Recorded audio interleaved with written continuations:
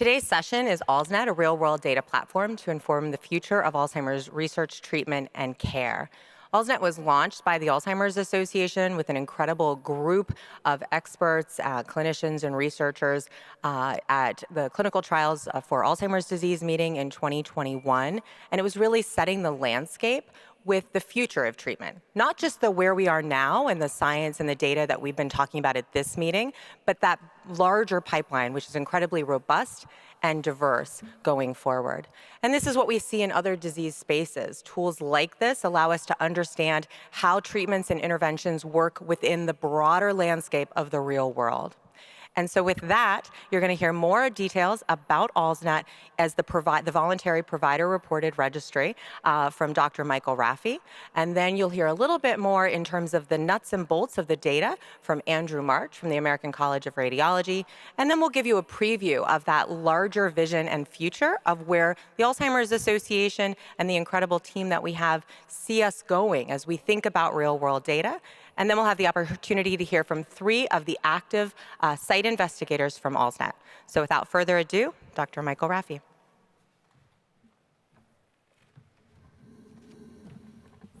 Thank you, Heather. These are our disclosures for both myself as well as the others on the panel this morning.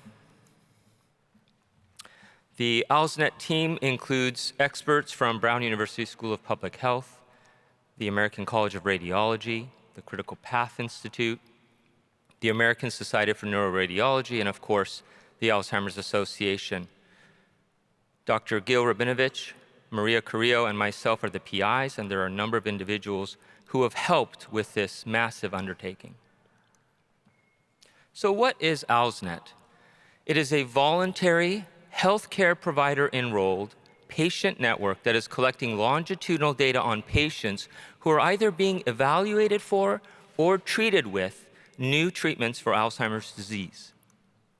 We are actively enrolling patients in this registry, and these treatments that are coming out are leading the way towards understanding the efficacy, effectiveness, and safety in long-term real-world settings.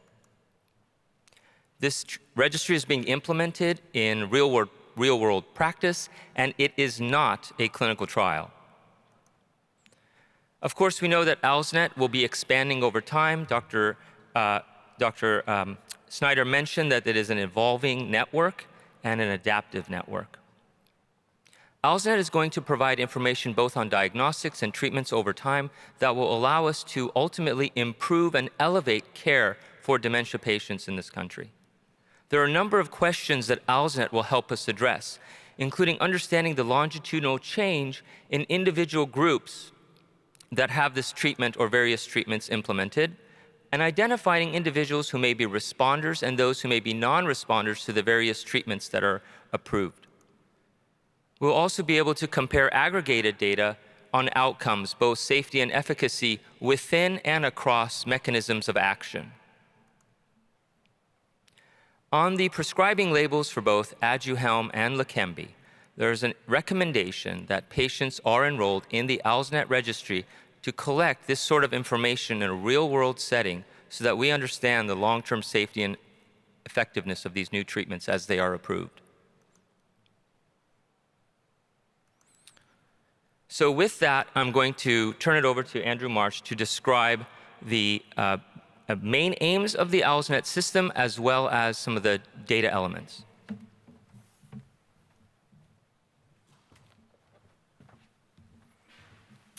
Thank you, Dr. Raffi, and thank you all for joining us this morning to learn more about the Alzheimer's Network for Treatment and Diagnostics.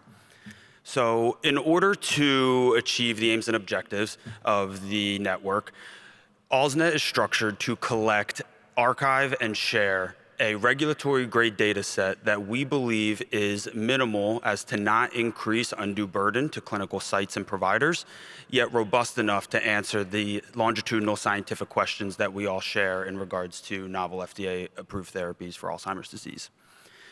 We are collecting data in a standardized format aligned with CDISC standards that include demographic, medical history, neurologic, cognitive functional assessments, as well as genetics and other biomarkers, including imaging data, treatment, and safety data. We recognize that there's an opportunity to collect much more robust data from other affiliated studies that we are committed to partnering with to identify possible shared resources, such as site identification, as well as increased active participation and co-enrollment into projects. We also will, of course, be tracking health outcomes and resource utilization through the collection and analysis of healthcare claims data as authorized by the informed consent. The ALZ-NET leadership team has been very focused on identifying what the entry criteria for ALZ-NET should be. We most recently rolled out a protocol amendment that now includes patients with a diagnosis of MCI or dementia with clinical suspicion of Alzheimer's disease. And not only are for patients that are planned to initiate treatment with novel FDA-approved therapies or have already initiated treatment, but now including those being evaluated for treatment. If patients are already receiving treatment at the time of informed consent, it is expected that they meet appropriate label requirements, as well as following appropriate use recommendations for the therapy that they are prescribed. When a patient enrolls into ALZ-NET, it is expected that data is provided on them in perpetuity until one of the participation endpoints are met. This includes death, being lost to follow-up, or withdrawing their consent from data collection. As long as consent is active for a patient, we expect providers to submit data to us at certain predefined time intervals, including baseline, 6 months, 12 months, 18 months, 24 months, and then annually thereafter. These are data entry time points that include all of the necessary data elements that are required per protocol within those specified time windows. In the interest of time, I'm going to very quickly highlight a few data elements of particular interest, starting with required cognitive and functional assessments. Project leadership has written into the protocol that an MMSE or MOCA is required to be provided at each data entry time point, as well as the FAQ. Optional assessments include the AD8 and the MPIQ.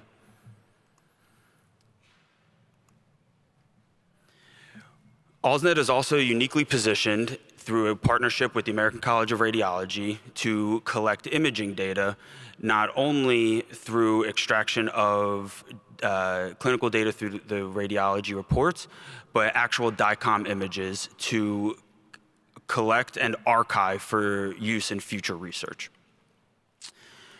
We will be collecting imaging data through ACR's robust site network that has been established through other projects, as well as their proprietary systems to ensure encryption translation over to our central repository. We will be collecting images directly related to patients' Alzheimer's care, including amyloid tau, FDG PET, as well as baseline MRI and ongoing safety MRIs per appropriate use recommendations. We, of course, will be collecting safety data, and we have predefined guidelines in the protocol as to which adverse events we would like to be reported by our clinicians and participating providers. The important thing to note here is that reporting adverse events and serious adverse events into ALZ-NET does not satisfy a clinician's obligation to submit safety events through standard FDA reporting mechanisms such as MedWatch. ALZ-NET has a publicly facing website that I encourage you all to look through. It includes a robust repository of applicable resources that a provider would need to learn more about the project and or operate and become a participating site. The website not only includes protocols and data elements that are being collected, but also resources, education, and guidance to dementia care and imaging services. It also serves as a quick and easy way to access prescribing information and appropriate use recommendations for the novel FDA-approved therapies. I'm very happy to inform you all that ALZ-NET is growing by the week. We have received a lot of interest from providers across the country in our first year that ALZ-NET has been open to site participation. As you can see, as indicated by the states in purple, we have 15 active sites to date, with over 100 sites still in various stages of the startup process. Those states of sites that have at least one practice in startup phase are indicated by being highlighted in blue in the map, showing a very well-rounded geographic distribution for our first year of participation. We continue to receive applications and encourage everyone in this room to go on our website and navigate to our feasibility and registration questionnaire, as well as contact us with any questions you may have for the site startup process and how to participate in ALZ-NET. And with that, I will turn it back over to Dr. Heather Snyder to discuss the benefits of participating and the future of ALZ-NET. Thank you so much. So as we think about ALZ-NET and as we think about where we are as the provider-reported registry, you heard from Andrew about the collection of that data. And at this point in time, a lot of that information is being collected by the electronic forms that many of those are manual. And we've heard very loud and clear from the providers that some of that needs to be automated going forward.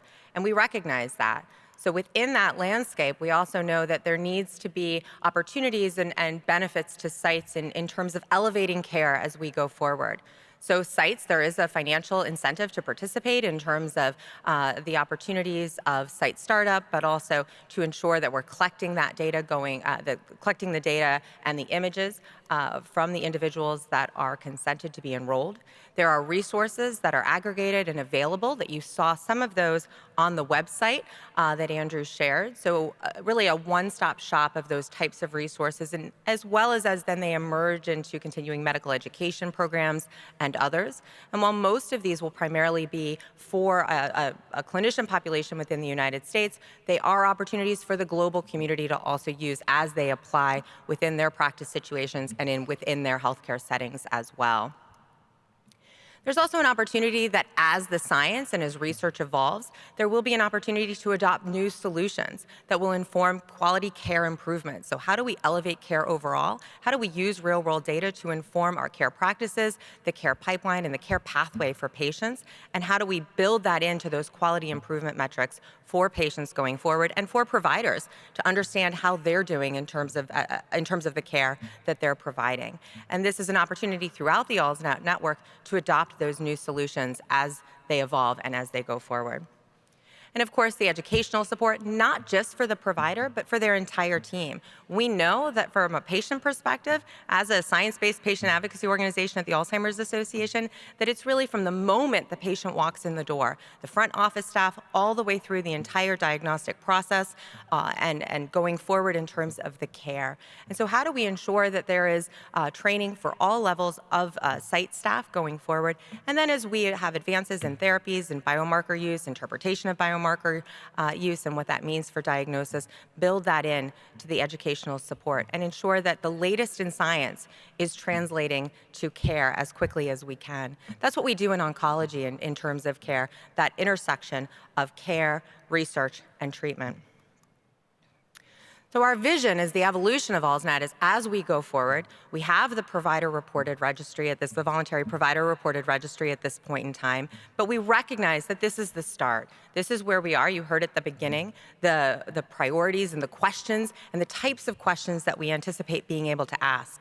But there is so much more that we can do when you put the registry within a larger landscape of real-world data going forward. And that vision includes a number of other stakeholders and players in terms of the types of information, the types of data. While collecting information that's using the electronic forms is certainly an avenue of getting information, there's also the data that comes from the electronic health record, but there's so much more in terms of the patient, their care provider as well. How do we integrate all of that information together to really ultimately transform care going forward? Now, I will note that a priority of the Alzheimer's Association is to eliminate barriers for providers and patients. We recognize that today in the United States, the Centers for Medicare and Medicaid Services has a CED for the current treatments that are approved, and we do not agree with this. This has never applied to a treatment of traditional approval, and it shouldn't apply now. However, in that vision and in that priority of eliminating barriers, the association and the ALZ-NET team has submitted this for consideration of CED by CMS to eliminate barriers so sites that voluntarily want to be part of ALZ-NET and addressing those scientific questions don't have to do double work. Now, in that idea of that integrated network and that community going forward, we want to ensure that we're reducing provider burden. That's what I just mentioned before.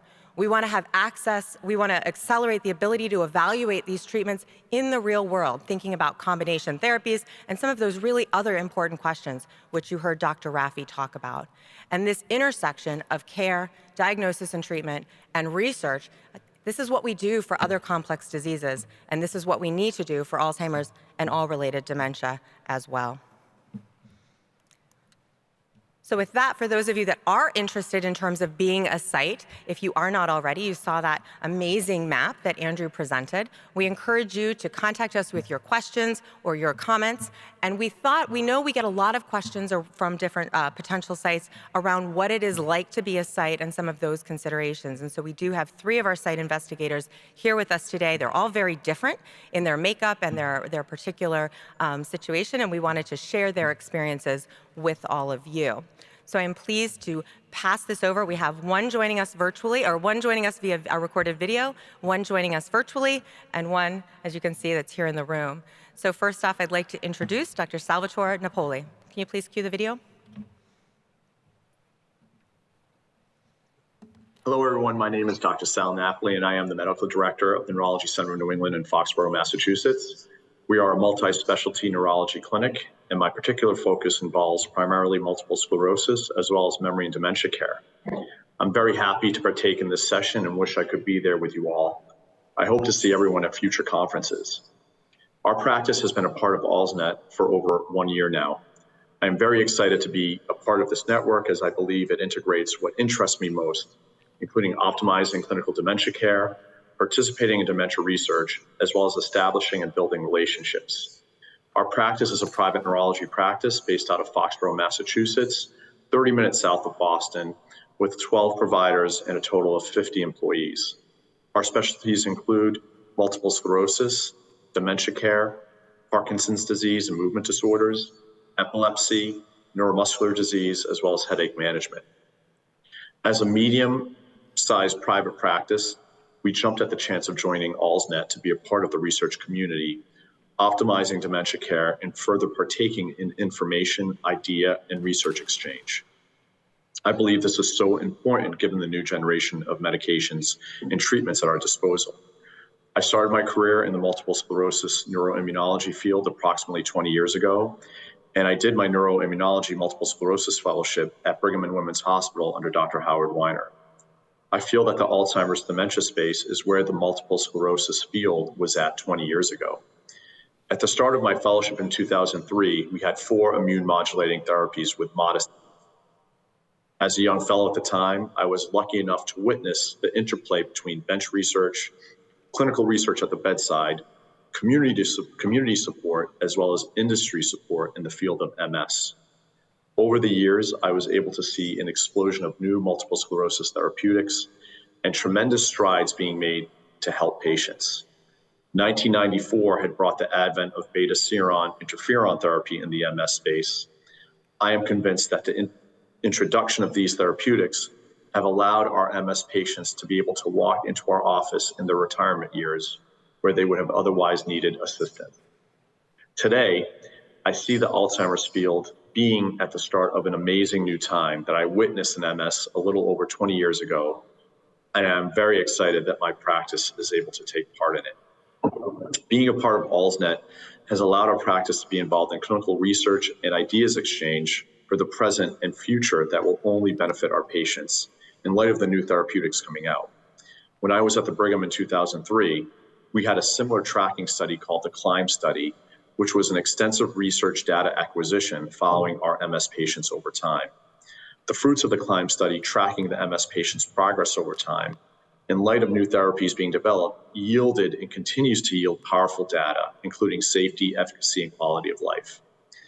I am a part of ALZ-NET because I strongly believe that data gathering and information exchange in light of this exciting new time can yield the same benefits and fruits of the CLIMB study, and most importantly, improve quality of life of our patients. In addition, I hope that being a part of ALZ-NET will help to widen the bottleneck anticipated for access for up-to-date Alzheimer's care and Alzheimer's therapeutics that our patients and communities deserve. We at the Neurology Center of New England have adopted the same team model that I have used in multiple sclerosis for over 20 years and applying the model to the Alzheimer's and dementia field. This model involves establishing a team of providers, including neurologists, nurse practitioners and physician assistants, specific nurse navigators, infusion nurses, research coordinators, physical and speech therapists, as well as administrative staff that are geared towards the Alzheimer's patient. We are very excited to share our ideas, data, and build future relationships in the setting of ALZ-NET to benefit our patients. Thank you very much for your time, and do not hesitate to reach out.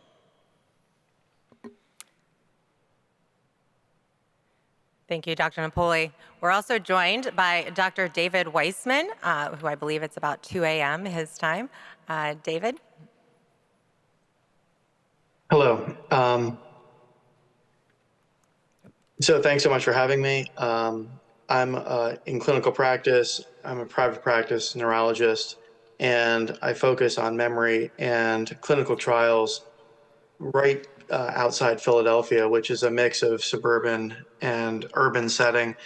And we see a hugely diverse population. So clinically, we're seeing folks very early mild impairment, worried well, to those presenting with very late, undiagnosed and undisclosed Alzheimer's disease, in part because of the stigma. And, you know, my presentation sort of rhymes with the last one because I came up in a time of TPA, and I'm reminded now of the troubles bringing TPA into this world because it was given off label and it caused catastrophic hemorrhages before we learned how to use this therapy in a meaningful way to benefit folks.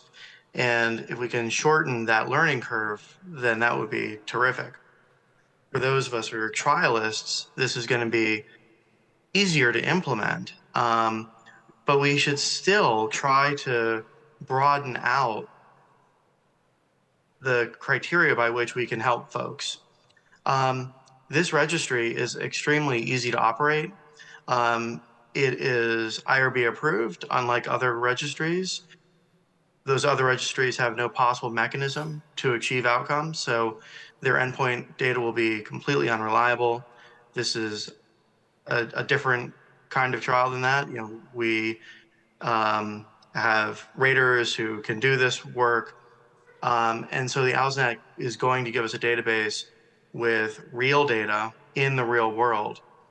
And so why do ALZ-NET? You know, lecanemab got us from 0 to 1 in terms of a traditional approval.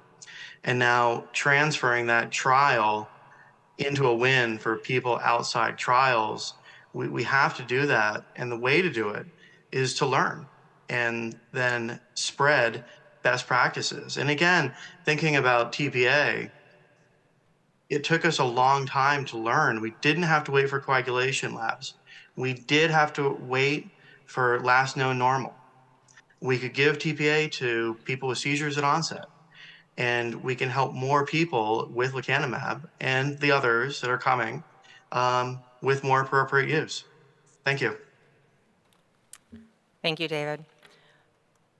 And our next speaker is a site investigator who's here with us in Amsterdam, Dr. Hamid Okravi from the Eastern Virginia Medical School. Good morning, everyone. So you heard from 12 of my colleagues about their experience with ALZ-NET registry. So now you're going to hear from a geriatrician's perspective. I am a geriatrician practicing at Eastern Virginia Medical School. And what I would like you to do within the next few minutes to kind of share with you our experience with ALZ-NET registry clinical operation for us, walk you through the whole process, starting from the filling out the eligibility questionnaire to the activation process, and then registration and data entry. But before delving into that, I would like to provide some background information about our clinical operation in our memory clinic, so it gives you a better idea of our logistical setup in relationship to the ALZ-NET registry. So in our memory clinic, we are 2 physicians and 1 physician assistant, total of 2.2 full-time equivalent. Annual number of patients that we see is about 2,500. 800 of them are new patients. Age range between 25 and 95, quite broad range. Our first visit is about 120 minutes, interviewing the patient, family members, have a memory test and neuropsychological testing battery. And after coming up with our initial clinical diagnosis, we refer them for imaging biomarkers, and we have a tiered approach. And our follow-ups are about like 4 or 5 per year per patient. So when people come back to us, we do, of course, visit and go through the biomarkers review with patients. When we come up with the diagnosis, then we, of course, when we come up with our diagnosis, we talk about different options, including the patient management. So breakdown of yearly patients by severity, about 400 of our patients are subject to memory complaint. Majority of our patients are early stage, 900 of them are mild cognitive impairment, and 750 dementia, and the rest are more severe forms. In terms of breakdown by type, about 75% of our patients are Alzheimer's disease and mixed. The imaging biomarkers that we do, of course, first MRI, if there's no contraindication, functional imaging, amyloid PET imaging, about 15% of our patients, and about 100 to 120 lumbar puncture performed. So essentially, when you, I think my slide's kind of a little bit back and forth, but anyway, when you take a look at eligibility criteria for the ALZ-NET, the main thing is you're a dementia specialist. Yes, we are. We consider ourselves a dementia specialist. Second, we have access to radiology, neuroradiology department. We don't have our neuroradiology department ourselves, but we collaborate with them. And we have our plan and our protocol for assessing patients in our memory clinic. So when we reviewed that, we decided to apply for the ALZ-NET, and we fill out the feasibility questionnaire. And after filling out, very shortly, we received the email approval for ALZ-NET that contains a link with all other forms that you see here, including contractual agreement and quite a few other forms. As you can imagine, by default, the contractual agreement is a little bit more prolonged. But the good thing is that during that process, we were able to, in parallel, work on the different processes that we needed to go. When we finished that, we received the approval from ALZ-NET to start enrolling participants. So our overall experience with the ALZ-NET team was very, very, I would say, positive. Both American Alzheimer's Association and also ACR, they were very, very accessible and very helpful. The training for our staff, it took just only 3 hours. Was very, very quick and easy to perform. And of course, the IRB was centralized IRB, which was much, much easier compared to our own EVMS IRB. So for our startup, because we have a research team, we used our research coordinator to work on the regulatory process. And after finishing that, it was handed over to our research assistant. So essentially, our research assistant takes care of the whole process, including patient interview and data entry. So how do we enroll patients? We, as treating clinicians, identify eligible patients for anti-amyloid therapy. And after that, we discuss about possibility of enrolling into ALZ-NET registry. If they are interested, we hand them to our research assistant. And after a telephone call, reviewing the eligibility, then they are brought to our memory clinic. We go through the registration, which is about 60 minutes, and we think getting better and more efficient, probably we can reduce that 30 minutes. And the baseline visit with patients, it's approximately about 2 hours, and we hope to decrease that to about an hour or so.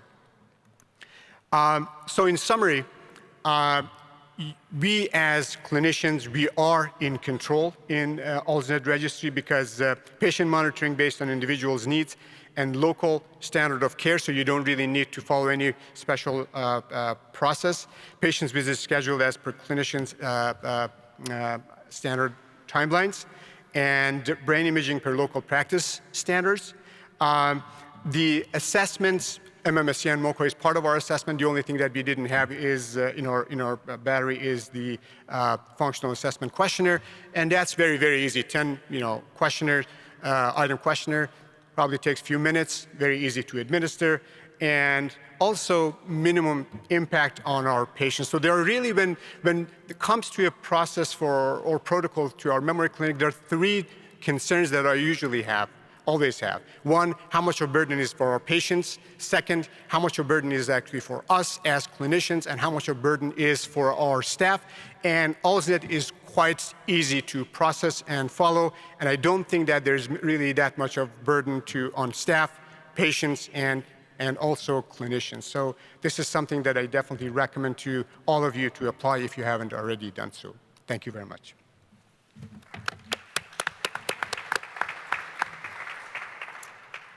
Thank you, Dr. Akravi. We have a few minutes for some questions. We do have a number of questions that have come in online as well. But I do want to emphasize where we started at the beginning, and that while you heard from the 3 site investigators who are working on implementation or enrolling in ALZ-NET with the current approved drugs in the United States, ALZ-NET is really about that future landscape of all therapies as we go forward, and interventions, and understanding that intersection. You heard some of the questions that could be answered with this type of information and with this type of data from Dr. Raffi. You heard about some of the data elements that are being collected to date from Mr. March, with the opportunity that we can continue to grow and intersect with real-world data and other types of data types going forward to really ultimately improve care. So with that, I'm going to ask if we could bring David. Do you want to put your camera on and join us?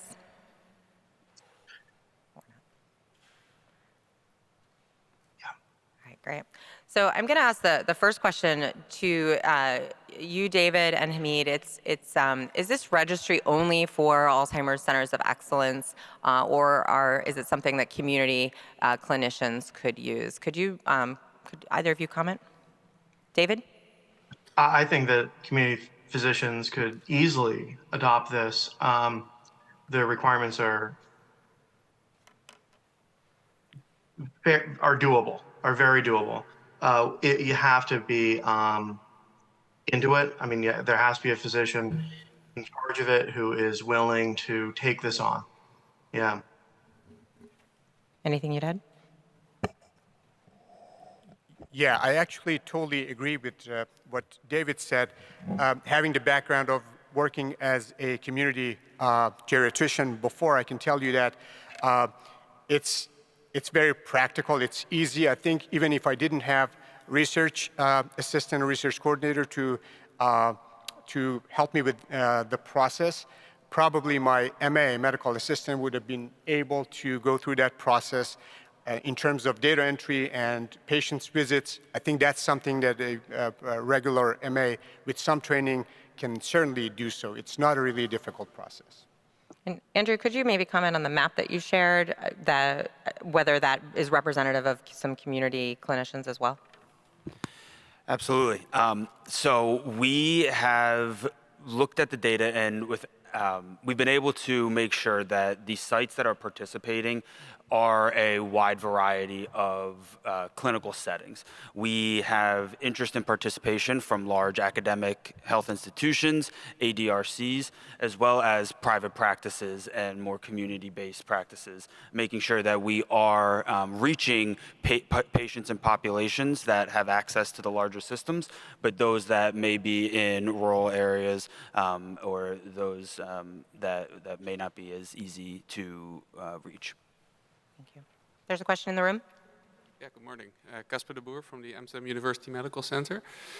Do you have any procedure in place or a mandate in case a patient is evaluated for treatment and wishes to be part of ALZ-NET, but their treating physician does not wish to do so?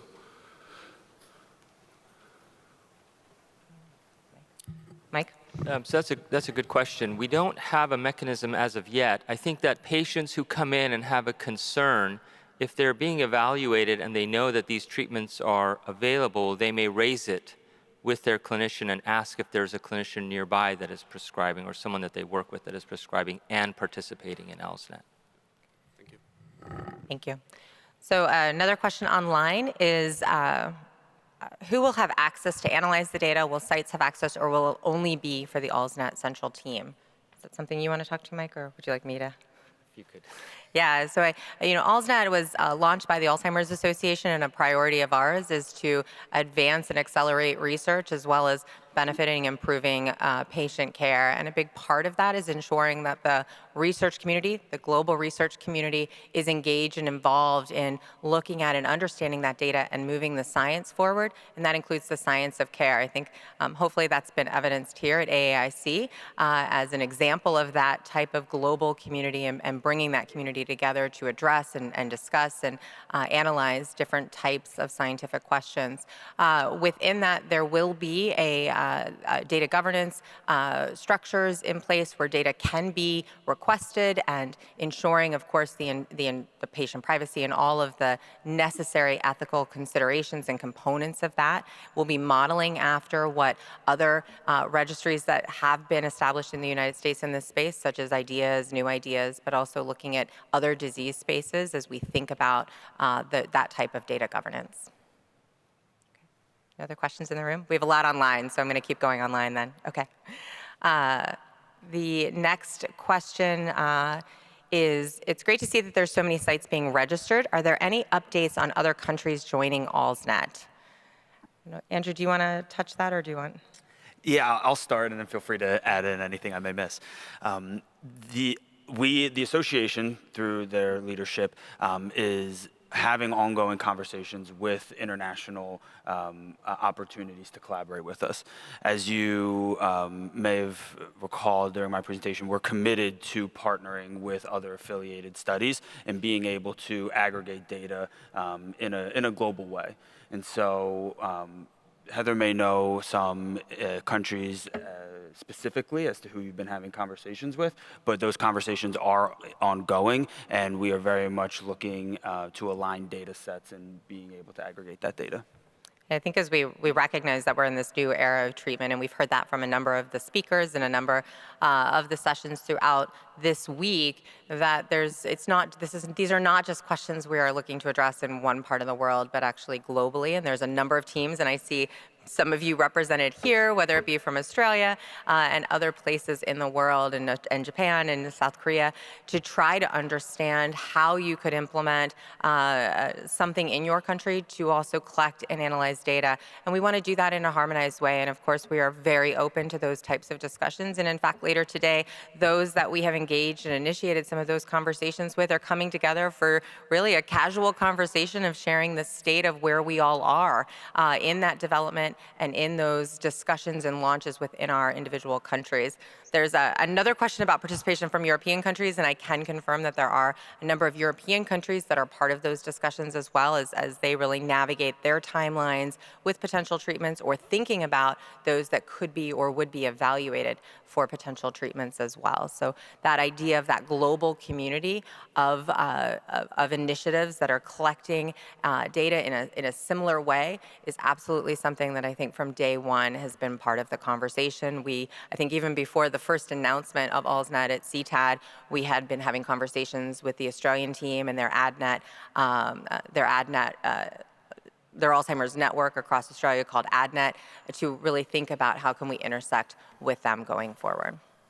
So there's a question in the room. Yes, thank you.